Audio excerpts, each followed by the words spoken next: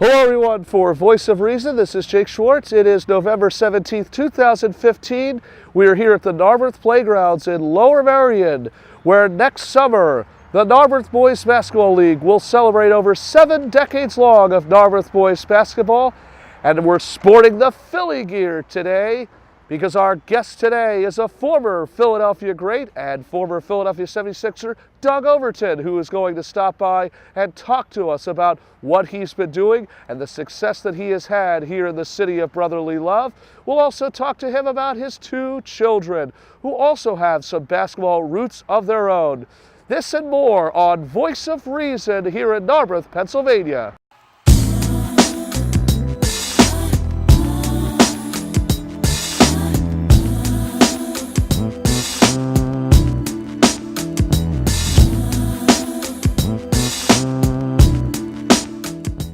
Hello everyone, for Voice of Reason, this is Jake Schwartz here at the Narberth Playgrounds in the Lower Merion section. It is November 17th, 2015, and I'm wearing a special hat today. It's the Philadelphia 76ers hat, and we're joined by a man who has played with the Philadelphia 76ers as well as grown up in the Philadelphia area, Doug Overton. Welcome to Voice of Reason. All right, man, what's happening? It's good to see you. How are you? You look great. You look fantastic every time I see you.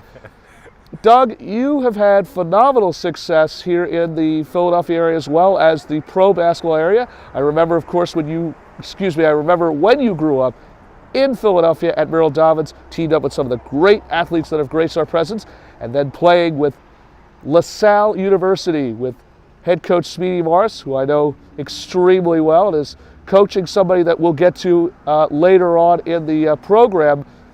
But you teamed up with the L Train, Lionel Simmons, Randy Woods, Timmy Legler, and Craig Conlon, and then had a great, successful NBA career. Can you talk to us a little bit about that? Oh, yeah, man. It was some great times back in the 80s, early 90s, back with L Train, and like you said, Timmy, Craig Conlon, Randy Woods, Bobby Johnson, Jackie Hurd, those guys. Back in the MAC days when we played in the MAC conference in the Big Five, when we used to play doubleheaders at the Palestra and Civic Center. So it was a lot of fun for us, played with some great players, some great teams, and that made me better and got me ready to play in the pros. Yeah, they're definitely trying to bring something like that back with those doubleheaders at the Palestra, but I would imagine they're nothing like it was back when you were playing. Oh yeah, it was fun, man. I grew up even before then. Even before high school, I used to go down to the games and watch Villanova with, John Pannone and Stu Granger. And the I remember. With Terrence Stansberry and those guys, and St. Joe's had Bruce there and all those guys. So, I remember they used to throw the streamers out there, and I always wanted to be a part of it. So when I had a chance to go to LaSalle, it was like a dream come true for me. They really try to still bring those streamers back. And you had a great NBA career, one of which was with the Sixers. What was that like being back in your hometown of Philadelphia? I mean, it was great. The good thing for me is I already had a couple years in the NBA, so it wasn't like the first team I was on. I played a few years for Washington, and I played for Denver with the Nuggets. So I got a chance to come back home. It was Iverson's rookie year. I remember. In '96, and we had some great players. We were young, but we had, Jimmy Jackson, Stackhouse, some great young talent, Derek Coleman, guys like that. So, it's just good to be a part of the franchise and to see how everybody has grown since then. It really lets me know how special it was. Yeah, I met you when I was a little kid at the Coach's Choice Sports Day Camp. You signed, if you remember, the back of one of my old intramural basketball jerseys. I remember that very well, and I remember asking a few questions, but that was really around the time when you were, like you said, you were just kind of finishing up your NBA career. You did have a couple of great stints in the NBA as an assistant coach, most recent with the Brooklyn Nets. It is, again, as mentioned, November 17th, 2015 here in Narberth, and we'd like you here at Voice of Reason to tell everybody what you're doing these days. Well, right now I'm back in the area, like you said. Took a couple years off from coaching. Just started my own player development company called No Opponents Basketball Academy. So we're here to help train kids from all ages, girls and boys, all the way up to college and pros, and help developing their skills on and off the court. And I'm also doing some TV with the Sixers games on Comcast. Get a chance to keep me involved with the NBA and keep that going as well. So I'm back in the area doing my own thing and just having fun, watching the kids grow up. And you train men's and women's. You train a variety of men's and women's, and you're training. I remember coming to one of your practices, or should say your training sessions, and you had a few of my old players that I was working with, and it did seem like this is very intense, and this is almost like a college, NCAA, and even like a pro training type competition. Well, yeah, it is. I mean, the type of training that we do is, for so many years, over 22 years of NBA experience between coaching and playing, so, and even overseas. So, just picking up a lot of different things from playing and being in the league and all those experiences. So I want to teach those kids the basic fundamentals, all those different aspects of the game and how to play it, and just help them develop their skills. So it is intense, it is hard, it's for the kids that want to get better, who really want to take their games to the next level. It's not just recreation ball.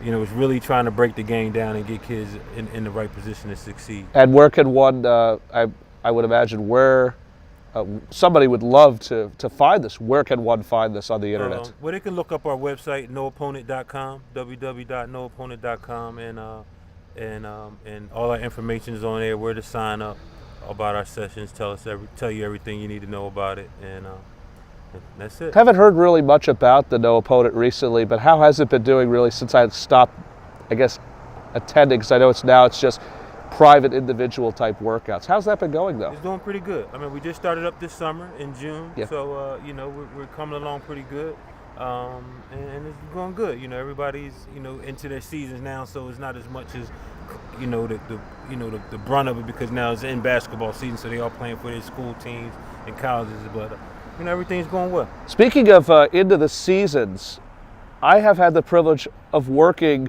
with two of this man's children. That's his daughter Maya, who goes down the road here at the Shipley School in the Bryn Mawr area, and his boy, I think, what was his, Miles. He played at that really good school, St. Joe's Prep. What was that coach's name he played for again? I think you know him pretty well. Yeah, that's right, Speedy Morris. What's that like? What was that like, having him play for a man who was almost like a father figure to you? It was great, man. Just for me to be able to play for Speedy at LaSalle and all the things we learned and we was able to accomplish, and then have Miles be able to have the opportunity to play for him in high school at the Prep. And just looking back at those years, they had a great time at the Prep, and they won a lot of basketball games. They got a great education at one of the best schools around.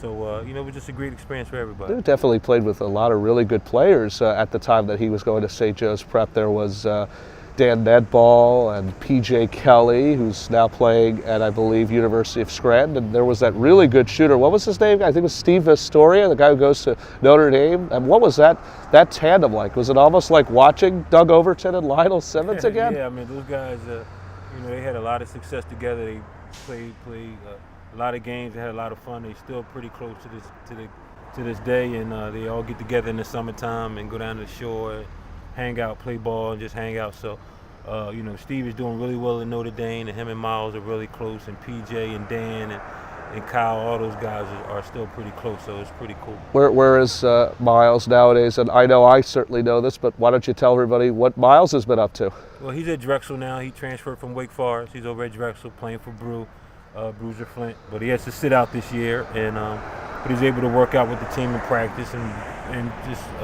catch up on the schoolwork and get ready to graduate and then be ready to play next year. What's your message to kids nowadays? You've been, or anybody that's been around this game as long as you have, and anybody has, I know with your success in Philadelphia and pretty much all over the NBA, what is the message you give to young aspiring students? Well, I mean, just follow your heart. Follow your dreams. Whatever your passion is, believe in it. Don't let anybody tell you you can't make it, you can't succeed, and then get up and do something about it every day. Every morning, get up, work hard, try to come up with a plan to get better. And if you don't get better, you're getting worse. So, you want to definitely work on whatever that thing is that's driving you to be great. Your team is 0-11 right now. Is there a chance you may be making a comeback at this time? There was well, I was I was going to say you, Marshall Harris. And was Steve Mix still working with Comcast Sportsnet? Maybe he might be able to come back. Yeah, I don't know. We'll put something together. I definitely, young, yeah. But, it's going to take some time. You like this team that they have now? I mean, they're just young. There's not a lot of veterans, no veterans on the team. It's really, really young team, and You know, they trying to, build it from the draft up. They got some good players, and it's just going to take time. You and I have had, it's our final thoughts, but you and I have had great history here in this park. Next year, this park, or I should say the league that we've been to, the Narberth Playgrounds, will officially celebrate its 70th season of Narberth boys basketball. What's your take on a league like this? Wow, man, it's one of the best leagues around. Like you said, it's consistent. You can rely on it every year. You know, you're going to get quality basketball outside and good family atmosphere. And, you'll get the best talent in the area. And everybody looks forward to coming out here and play. It's always been great, always been fun, safe, and a good time to watch good basketball. Stick around. Doug and I are going to actually play each other one-on-one as soon as this interview is over. But we are here at the Narberth Playgrounds in the Lower Merion basketball section. This is the November 17th, 2015, and this has been Voice of Reason. I'm Jake Schwartz. Don't forget, for more information on Doug Overton's individual workout, visit his website. That's noopponent.com. That's one word, noopponent.com. And Doug, we want to thank you again for joining us. It's always good to see you. And we'll hopefully catch you next time for Voice of Reason. I'm Jake Schwartz.